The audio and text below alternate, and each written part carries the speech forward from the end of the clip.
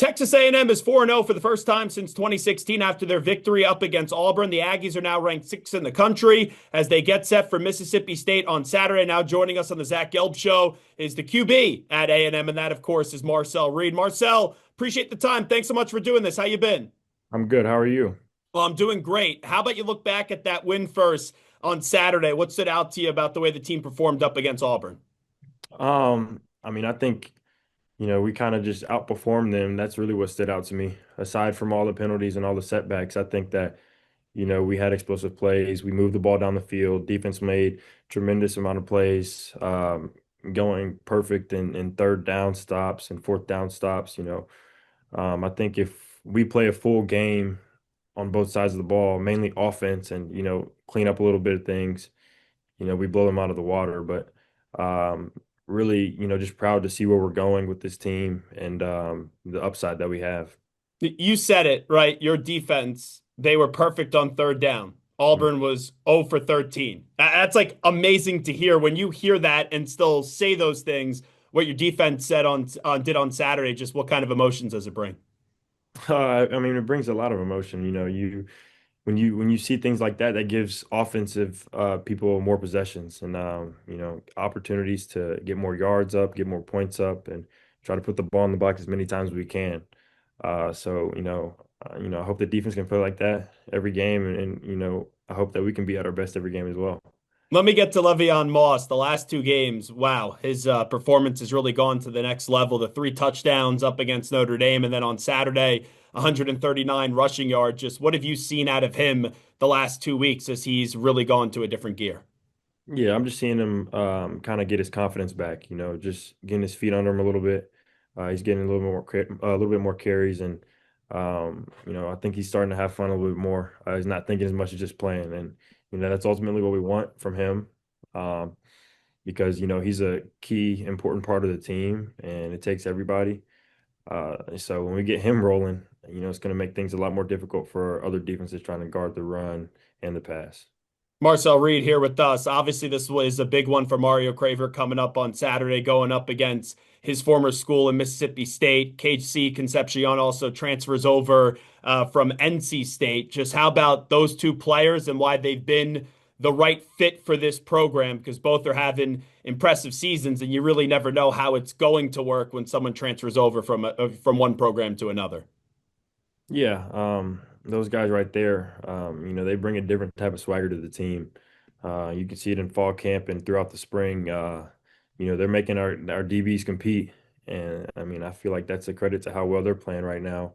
But then they also just give us, a lot of room to do whatever we want on the offensive side, and make things shake a little bit, make things a lot easier, and you can draw up a lot more plays and ways to get the ball in people's hands, and let them just work.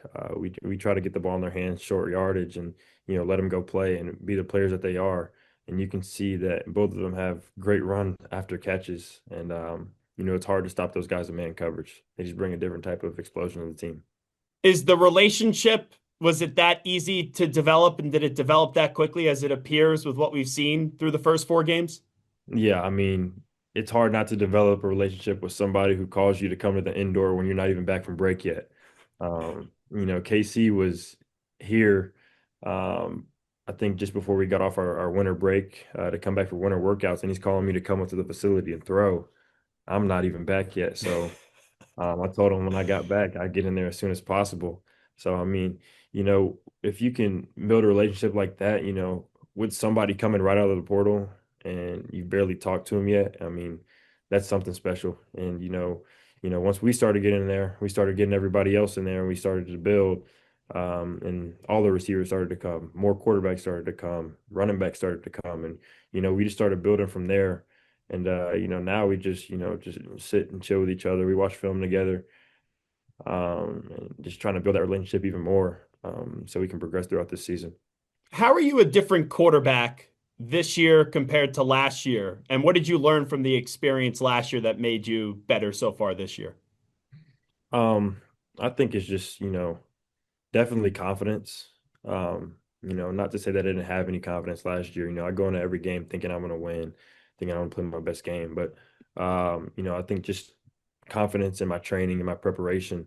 It's a little bit different this year. Having a whole offseason with my receivers, being able to build a connection, having a whole offseason with my OC, being able to build that connection and just kind of, draw things up to how we want it, and be on the same page. I think that definitely transfers over to the field and, makes things a lot different than they were last year.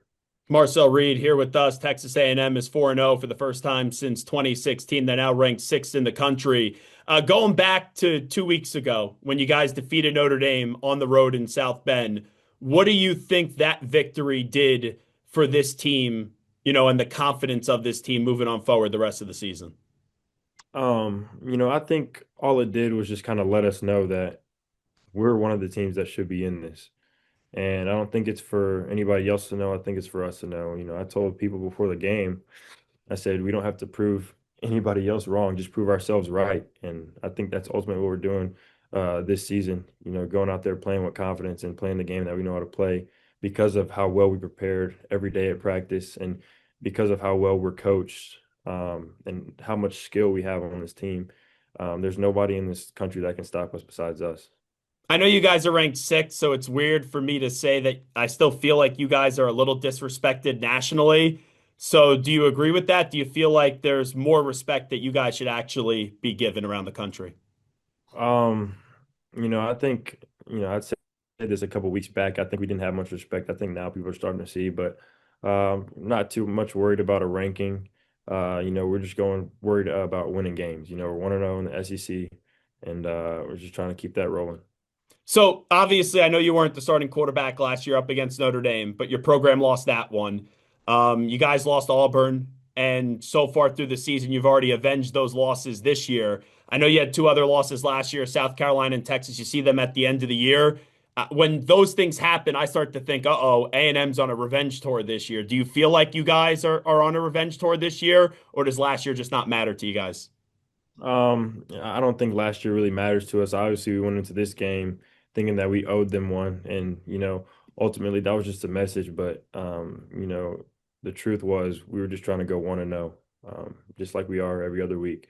We're trying to go 1-0 and beat the team that's in front of us, where the ball is spotted. Doesn't matter who it is. Doesn't matter what happened the year before. Obviously, there's fuel to the fire. There's a chip on our shoulder. But the game plans change sometimes, players change, and it's not the same team as it was last year. Obviously, not for us, and probably not for them as well.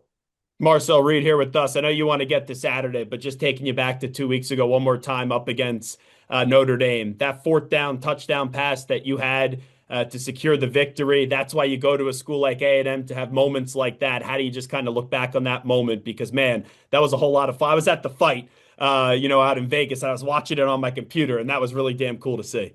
Dude, I wish I was at the fight. Oh my God. I wish I was at Notre Dame, honestly, if I'm being honest with you. Yeah, I mean, it was real fun. I've spoken about this before. Those are the moments you kind of live for. When you're a kid and you're counting the clock down, trying to make the big play at the last second. That was one of those moments, definitely, and it felt good to finally just kind of get over that hump a little bit. That was the first loss we took last year, and it was at home, so we had to come back to their place and kind of give it back to them. But that play was just, it was. I feel like it was a testament to what we've done all year. That was another transfer guy that caught the ball for the win, and he's an older one, and the on the TV they're calling him a blocking tight end, but that guy has some great hands. Nate can catch the ball. I think he's only had. I don't want to jinx him. I'm not gonna say the number, but he's only had a couple of drops, few drops in his whole career, and he started as a walk on. So, just how special this team is amazing, and all the weapons we have all over is something that's gonna be hard to stop. Wrapping up with Marcel Reed, the quarterback at Texas A&M. Tell me about what makes your football coach special. I got a chance to talk to Mike Elko a few times when he was at Duke, and I always loved his energy. But how about the leader of your program? Yeah, I think what makes Elko so special is you know what you're going to get from him every day. I think he's probably one of the most honest coaches I've ever had in my life. He'll tell you how it is. He tell you how it isn't. And You can see that because he put out on the media the other day that he's finding us for getting penalties now. Uh, that and he wasn't lying about it. He was so serious. So I think just you know his knowledge for the game, his honesty, and how much success he wants for his players, how much love he has for his players, I think is what sets him apart from all other coaches. So I read the quote after the game that you had where you said to the fans, just stay with us. I hear that from afar and I'm like, all right, I know it wasn't the greatest day for the offense, but you guys are 4-0 for the first time since 2016. What is there really to complain about? Just can you kind of just take me through your thought process why you thought it was important to just tell the fans after the game to stay with this team this year? I feel like there's, you know, to be honest, a lot of false hope, not within the locker room, I think outside of the locker room. And, I don't too much listen to what people say outside of the locker room, but, throughout previous years, I feel like, people always think A&M gets so high. And then, once we get later in the season, there's no more faith in the team. Like, just stay with us. Like, if you're a fan, you would believe if I'm a fan, I'm gonna hope my team's gonna win every week. No matter if they lost 3 games before, I'm coming to the next one and see if they can win that one. So like I'm really just telling, the 12th man, if we're so great and we support A&M like we say we do, then just stay with the team, stay with us, and we'll give you everything you want.